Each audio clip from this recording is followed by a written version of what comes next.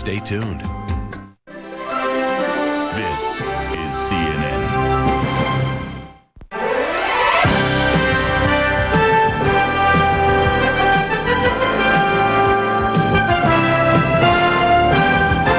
Refugees bring harrowing tales out of Kosovo as NATO's commander visits the region to reassure Yugoslavia's neighbours. And the United States considers how to pay for its participation in the Balkans mission.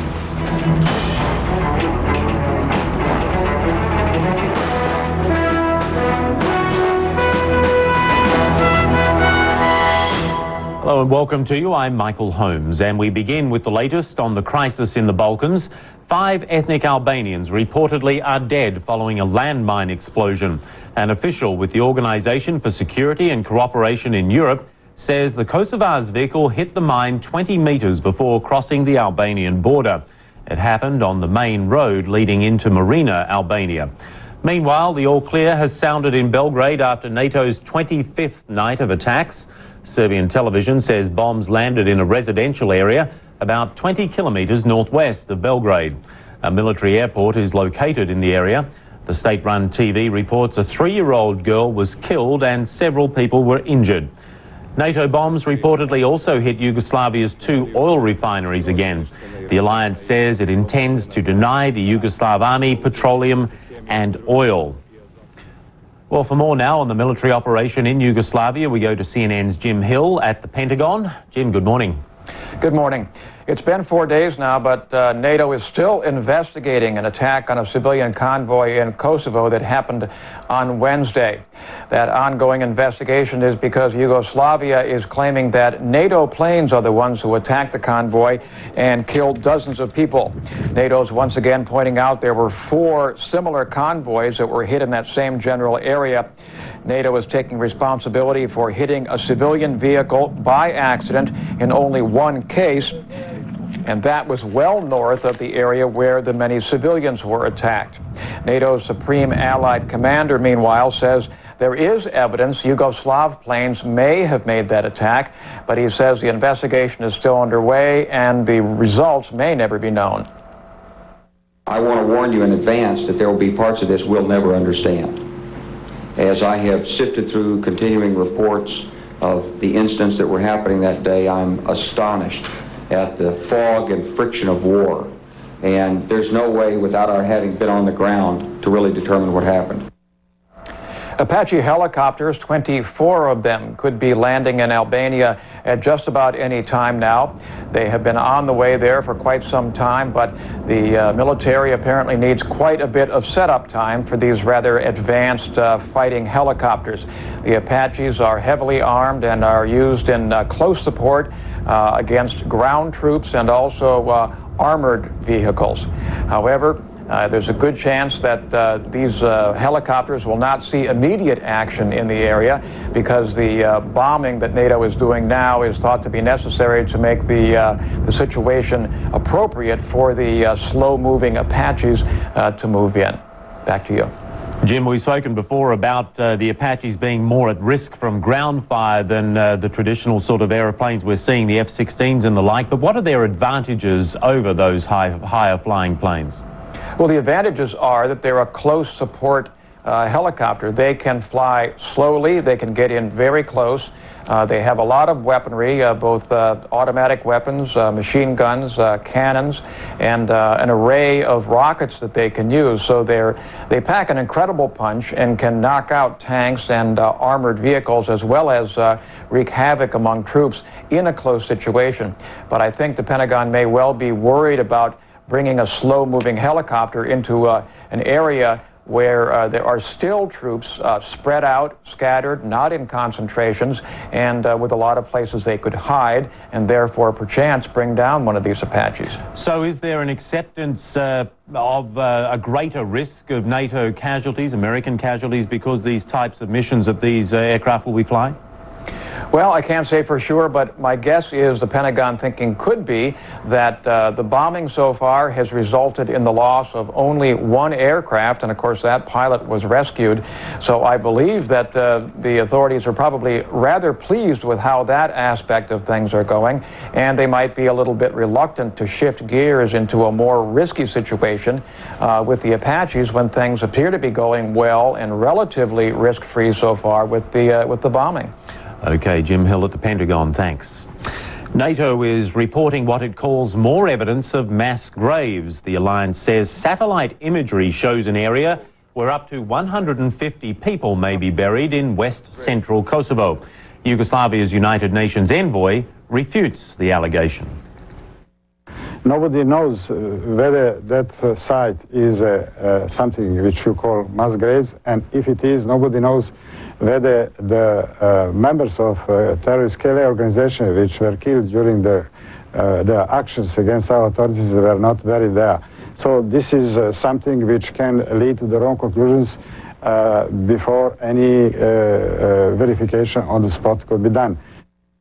NATO's top commander said Allied pilots have reported signs of ethnic cleansing on a, quote, staggering scale. A cold rain is compounding the misery for Kosovar refugees. They are still crossing the borders by the thousands, and they bring with them allegations of rape, torture and death. We have two reports for you, beginning with CNN's Ben Wiedemann in Albania.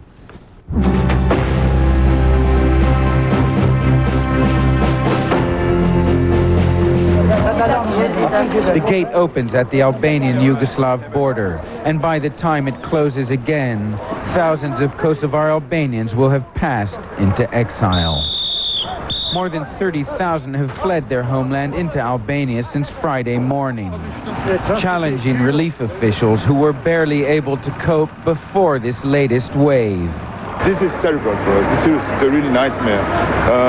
We have to double the assistance that we are providing to people. The refugees bring stories heard many times before, but no less alarming. Serb forces moving through their villages and ordering them to leave. The Serbian military is angering us. They say, you wanted NATO. You wanted NATO, and then you have to, you asked for that, and you give them what you want.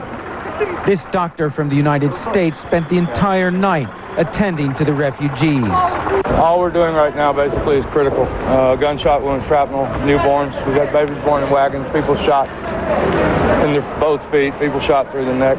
A lot of, just, I don't know the proper word. I've been awake too long. Just, I don't know. Rain and cold, exhaustion, hunger and fear are taking a heavy toll. For many, a thin sheet of plastic is all that protects them from the elements. After the trauma of flight, one family is overcome with relief. They made it out of Kosovo together and alive. Not everyone was so lucky. This woman died moments before reaching safety in Albania. Another 30 Kosovar Albanian refugees, mostly elderly, have died in Kukas's one and only hospital. The flight from home, say doctors, proved too much. Pondering the long line of refugees waiting to enter Albania, one OSCE official I spoke with was blunt. This is the beginning, he said, of the final push to rid Kosovo of its ethnic Albanians. Ben Wiedemann, CNN, on the Albanian-Yugoslav frontier. Markets in Tetovo are doing good business these days. Ethnic Albanians, a majority in this part of northwest Macedonia, suddenly have a lot more mouths to feed. Auto mechanic Rasim Ismaili's family has gone from 5 members to 23. They cut our grief in half and took half of it themselves, says Sania Rejepi. She arrived with 11 children, only 4 of them hers. The fate of the rest of their parents unknown. She says they were allowed to reach the border only after masked men took 50 German marks for each one without documents, and that Serb border police took everything else. The Ismaili family are making up for that as best they can. Food, shelter, comfort. Helping others is one of the 5 pillars of their Islamic faith. And we'll take in more, says Rasim Ismaili, even if we have to roof over the garden. 20, 30, 40, it doesn't matter, he says. As long as we have something, we'll share it. El Hilal, an Albanian humanitarian organization, finds host families and does its best to bring order out of the chaos wrought by the conflict in Kosovo. But it is feeling the pressure of this week's flood of new refugees, and longer-term problems are building up. The refugee Albanians say they want nothing more than to go home. But ethnic Macedonians fear that if the war goes on for a long time, they will give up, filter into the local population, and make a big change in the ethnic balance. Only about 2/3 of Macedonia's people are ethnic Macedonian. Albanians are believed to make up about 1/3. Containing ethnic tensions is a tricky job for the government in the best of times, and these are not the best of times. Richard Blystone, CNN, Tetovo, Macedonia. NATO's Supreme Commander General Wesley Clark says Yugoslav President Slobodan Milosevic is threatening neighbouring countries. Clark made these comments Saturday during a visit to Macedonia and Albania. CNN's Satinder Bindra has more. Albania rolled out the red carpet for General Wesley Clark. The country's leadership is keen to cement ties with NATO. Albania has a small army with outdated Chinese-made weapons. So just last week, Albania gave NATO full control of its airspace. It wants NATO to try and stop ongoing shelling on its border with Yugoslavia. This threat is absolutely unacceptable. It's a violation of a sovereign territory, and it needs to be stopped. General Clark met with Albania's Prime Minister and Defense Minister. He told them U.S. Apache attack helicopters will arrive in Tirana shortly. The mission of the Apaches is to assist the phased air operation, conduct operations to attack, disrupt, diminish Yugoslav military and police forces. Earlier, a plane load of 96 KLA recruits from the United States also arrived in Tirana. The oldest, a 73-year-old man, the youngest and the only woman, 16-year-old Linda Marici from the Bronx. I'm here to fight. I'm going to fight for my country. The KLA says some of these recruits are ex-U.S. Marines, but many are ordinary folks who've left their homes and jobs to fight for Kosovo. NATO troops are unwilling to push the Serb terrorist forces out of Kosovo so the refugees can return back to their homes. We're willing to do it, and we're willing to die for it. Marici and her unit will be trained in northern Albania before being sent to Kosovo. KLA commanders say they expect another contingent of U.S.-based volunteers to be in Tirana within weeks. Satinder Bindra, CNN, Tirana, Albania. Carrying out the airstrikes in Yugoslavia is mounting. CNN's Chris Black reports on United States President Bill Clinton's plan to help pay for the operation.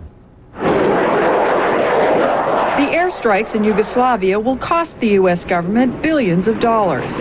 As President Clinton prepares to ask Congress for $6 billion in emergency spending, some Republicans are saying it's not enough. As events in Kosovo have shown, this administration has allowed our armed forces to become a shell of what they were just 8 years ago during Operation Desert Storm. The cost of airstrikes vary by day, dependent upon the weather, the number of sorties flown, and the type of munitions used. I'd say that even on a cloudy day, this operation is probably costing about $10 million a day just to get the airplanes in the air, and several $1 million more for firing cruise missiles. On a busy day with clear weather, it may cost $20 million to fly the airplanes, and they may be dropping another $20 million worth of bombs and missiles that day. White House officials consulted extensively with lawmakers in crafting this spending package. It includes $5.5 billion for the Defense Department to cover the air operation and replace or upgrade the munitions used during the mission. It also contains nearly $700 million in new humanitarian assistance for Kosovo's ethnic Albanians.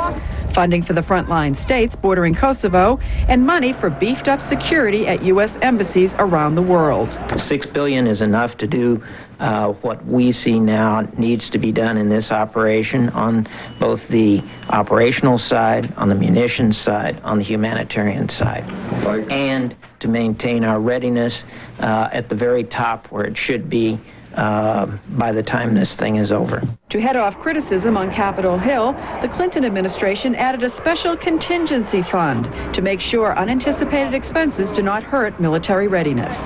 White House officials say they did not try to cut corners on this emergency legislation, but some lawmakers are already talking about doubling the size of what is expected to be a fast-moving spending bill. Chris Black, CNN, the White House. And when we come back on World News, the heiress to an Indian political dynasty moves into the spotlight. And police in London look for clues after a bomb explodes in a busy outdoor market.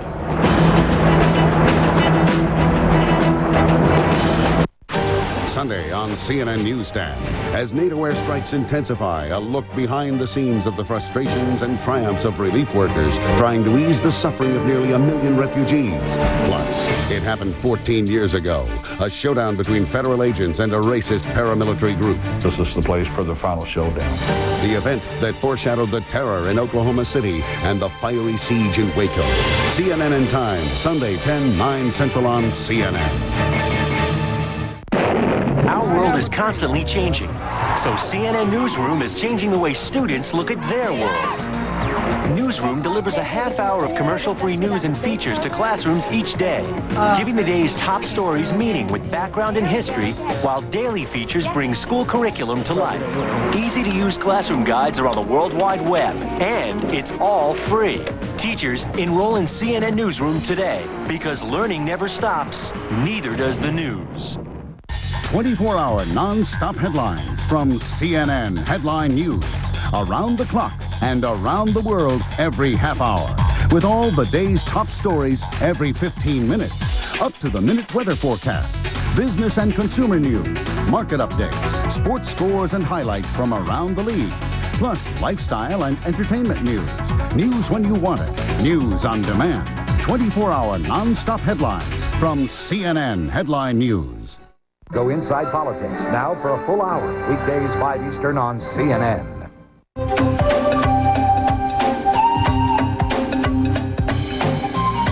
India's Prime Minister is staying on as a caretaker after losing a no-confidence vote by a single vote. Atal Bihari Vajpayee's government fell Saturday after failing to secure the support of one-time allies in Parliament. The leading opposition Congress party is now hoping to put together a coalition government.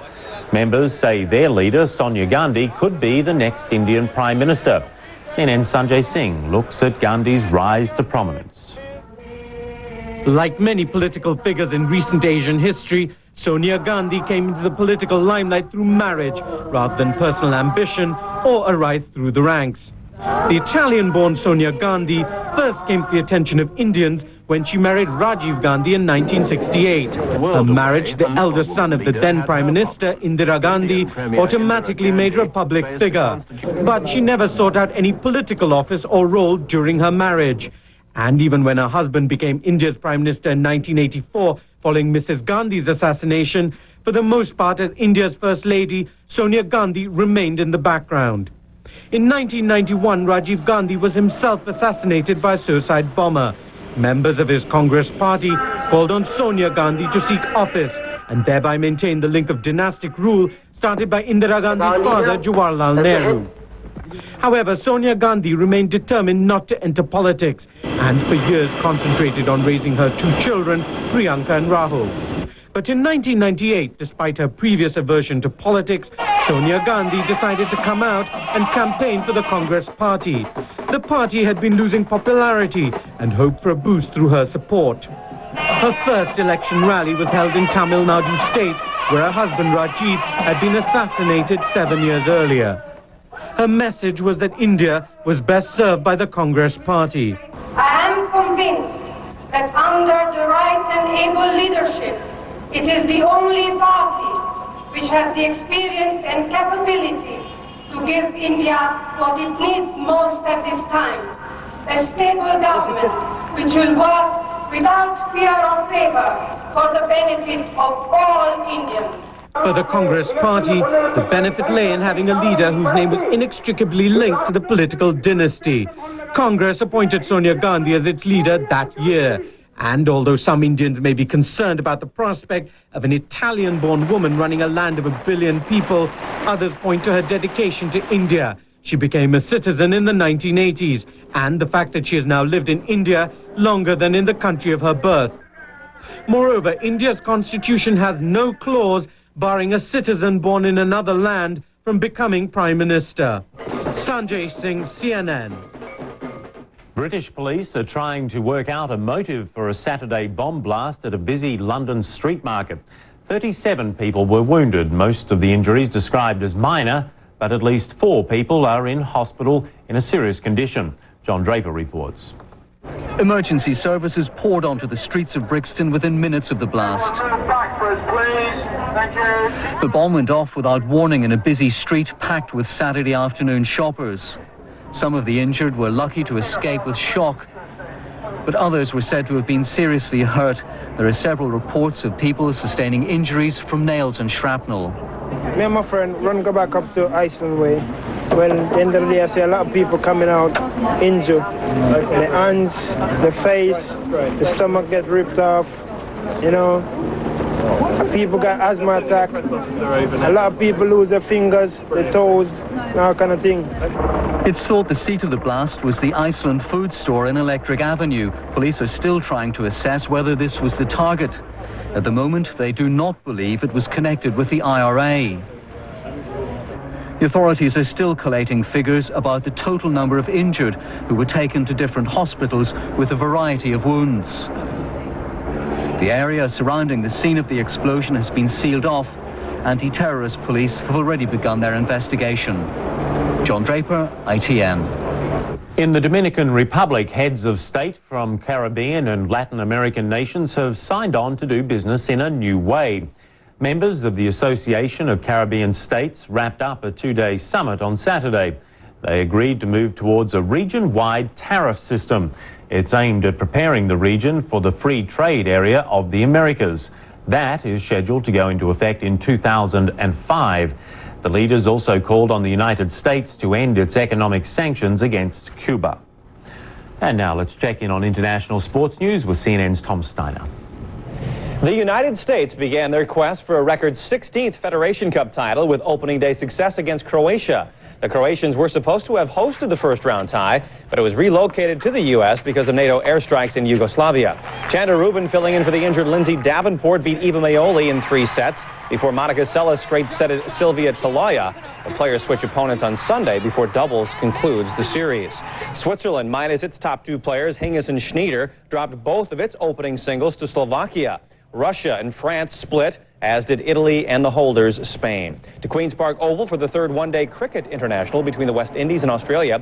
Chasing victory target of 242, the Windies finished 244 for 5 to win by 5 wickets. They take a 2-1 lead in the 7-match limited over series. Brian Lara's boundary provides the winning runs. The Aussies will be without fast bowler Glenn McGrath on Sunday after he sprained his ankle. English Premier League leaders Manchester United spanked Sheffield Wednesday 3-0 on Saturday. They take their point haul to 67 points from 32 matches. Arsenal and Chelsea need to win their upcoming games to keep pace.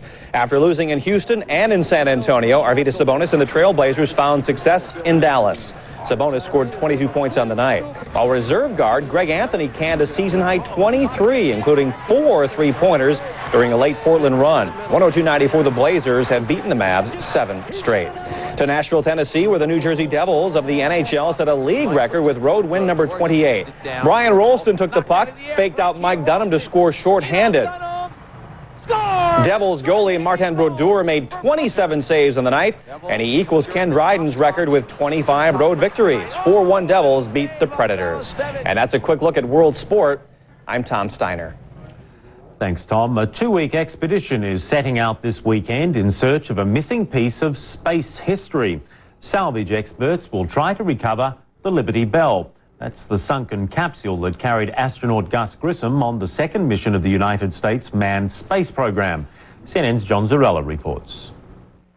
In 1965, astronauts Gus Grissom and John Young flew the first Gemini program mission.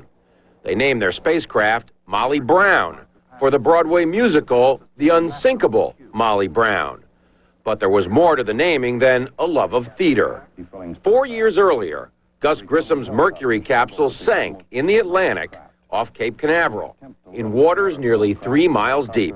When an apparent malfunction occurred in the lead helicopter's motor, the spacecraft was jettisoned. It sank immediately on release from the helicopter. Grissom nearly drowned. After splashdown, the escape hatch on his capsule, Liberty Bell, prematurely blew off. Grissom, wearing his bulky spacesuit, bailed out as Liberty Bell filled with water. One recovery helicopter tethered to the capsule struggled to keep it afloat.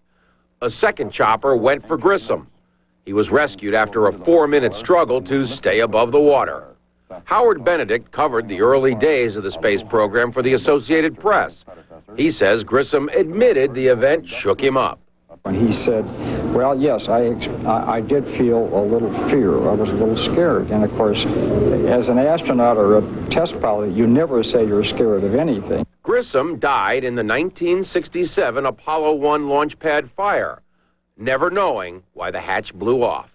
He truly loved doing what he was doing. He was, I guess, pioneer, space pioneer. Liberty Bell is believed to be sitting at the bottom, very near the Bahamas. This 2-week expedition will be the third attempt to find it. If it's recovered, historians hope it holds answers to a 38-year-old question. Why did the hatch blow off? John Zarella, CNN, Miami. Let's recap the latest situation in the Balkans now. The Organization for Security and Cooperation in Europe says 5 ethnic Albanians died after their vehicle hit a landmine near the Albanian border. Nearly 2,000 refugees an hour were crossing the border until the explosion. No one has crossed since. Tens of thousands of refugees within Kosovo are said to be trying to reach Albania and Macedonia. NATO continues to target industrial sites in its airstrikes in Yugoslavia. Serbian television says NATO has hit oil refineries in 2 Yugoslav cities, Pančevo and Novi Sad. And do stay tuned to CNN throughout the day for the latest on the crisis in Yugoslavia as it happens. Now, for more details and background information, you can, of course, log on to our website at cnn.com/Kosovo. I'm Michael Holmes.